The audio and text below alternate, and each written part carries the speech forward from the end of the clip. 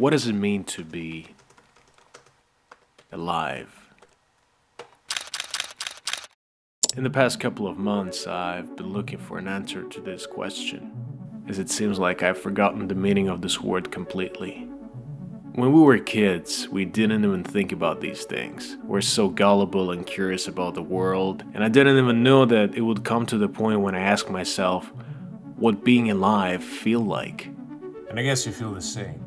Your body is just filled with void that makes it so difficult to track it from home to work or to school. You don't even know why you're still moving, eating, or thinking. I want you to recall the last time you felt truly alive. The time when everything seemed fine, no matter what difficulties or troubles await you in the future.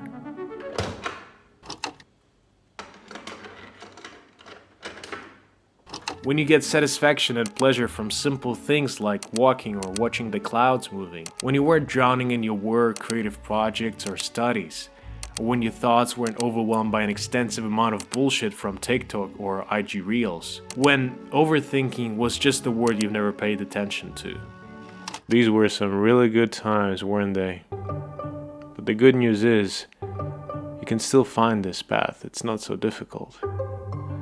Just we human beings tend to make it more complicated, like always. Recently, I've done something that I'm very proud of. I quit smoking. And I've been smoking for 7 years. That's so horrible. It doesn't come without a challenge, of course, but I realized something really interesting during this process. I wanted to ask someone for advice. My dad was a smoker before, and I asked him how to quit, and he told me to read a book about it. At first, I thought it was a stupid idea, but unlike all my expectations, it worked quite well. What I didn't realize is that it's not only about quitting smoking, but rather how complicated our brain is and how easy it is for us to trap and crap ourselves. You see, smoking, like overthinking, is something we depend on mentally.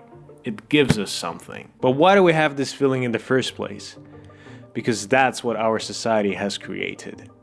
Our world is so fast that we can't even catch up with it anymore. We've created this tendency of never slowing down, that we need to keep this pace as we might miss everything. And that's what our overthinking gives us. It keeps us awake. However, the most important thing that you're missing is yourself.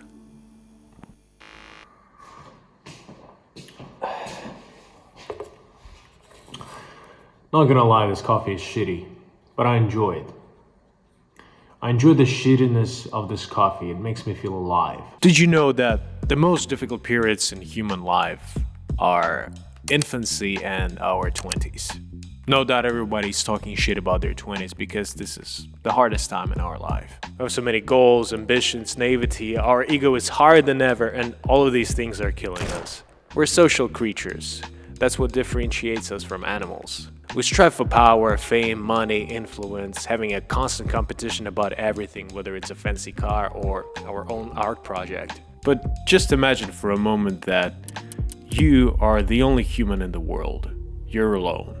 You don't need to prove anything to anyone, compete, fight, or even earn money, as all of it doesn't matter anymore. You'll truly enjoy the solitude. Of course you'll go crazy. In fact, you're already going crazy with all this shit that our society brings to you every day. So I think the right question to ask would be, what is the way out of it? A very good question indeed. You see, people don't feel alive because they're not living the life.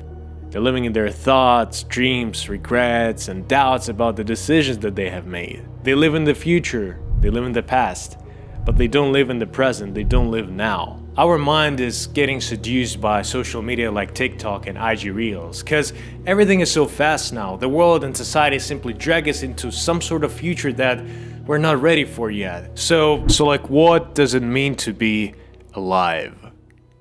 It means getting joy from simple, sometimes meaningless things. Having fun with your friends, enjoying time with your loved ones, eating and watching a movie together, or reading a book without recaps.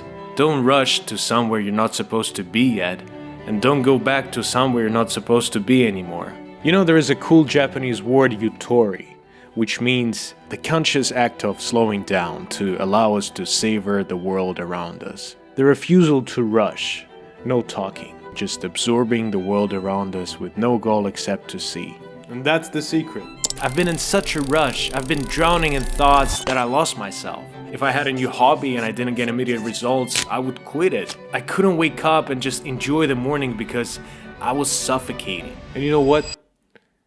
It's so cool to finally have silence in your head. To finally enjoy nothingness.